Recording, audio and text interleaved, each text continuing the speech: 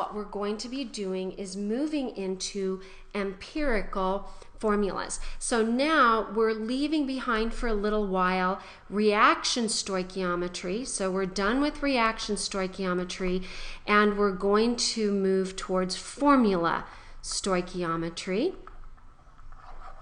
as our focus. Now, empirical means experimental. So what we're going to be looking at is substances where we determine those coefficients experimentally. That's what empirical means. So let's take a look at the steps and we'll at least introduce this concept. The law of constant composition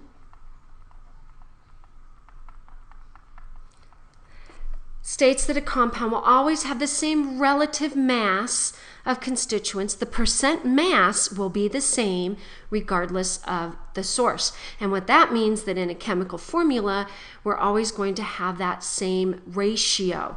Now let's talk about some terminology before we move into calculations. We've seen molecular formulas. Now, a molecular formula tells us exactly how many of the atoms are bonded together one to another. So if I had something like, I'm going to go ahead and start with a structural formula so I can work this out for you. A structural formula determines or tries to depict a two-dimensional drawing of a substance. So in this case, I'm going to do an alcohol. It's easiest to show one of the words we're going to talk about right here. So this happens to be an alcohol called 1-butanol. And this would be its structural formula. Its molecular formula would be C4 and 1, 2, 3, 4, 5, 6, 7, 8, 9, 10, H10O. So that would be our molecular formula. Now, a term that we're not going to see a lot, but which you need to know at this level is isomer. So you want to find a way to get it on the list of things you have to keep in your mind until that May test and hopefully further if I've done a good job. Those are things that have the same molecular formula but different structural formula. So an isomer of our 1-butanol would have this same molecular formula but look different structurally.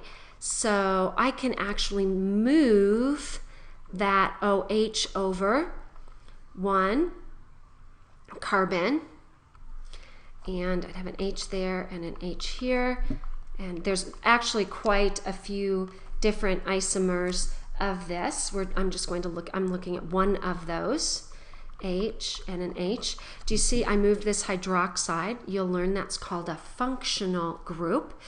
And I moved it over one carbon, and in the process I lost a little carbon there. So we need 4 carbons if we are going to have the same formula. So that would be an H and an H and an H. So you notice that the OH is now on a second. Doesn't matter which direction you number from, we would call that the second carbon. So this would be 2-butanol, and it's the same molecular formula, but it's a different structural formula, and these are isomers of one another. Now, an empirical formula is the lowest whole number ratio. Now, in our case, this is the empirical formula. So the molecular formula and the empirical formula are one in the same. Let me give you an example of a different one. If I have benzene, benzene is C6H6, that's its molecular formula. If I drew that for you, we would have a ring of 6 carbons. It's actually a resonance structure, and we'll have to refresh your memory on that later. And then off of each carbon would be a hydrogen. So that's a benzene ring. Its molecular formula is C6H6.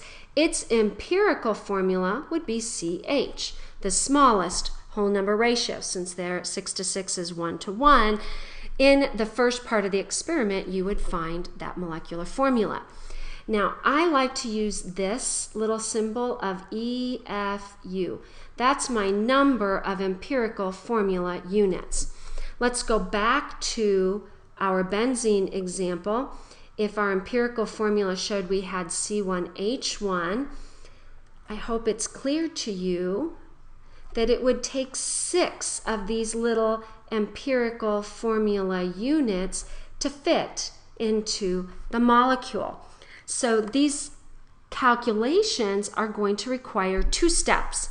Step 1 is going to be to find the empirical formula, and step 2 is to find this whole number of empirical formula units so that we can find the molecular formula. And we will be doing this in 2 ways, and we will address that in our next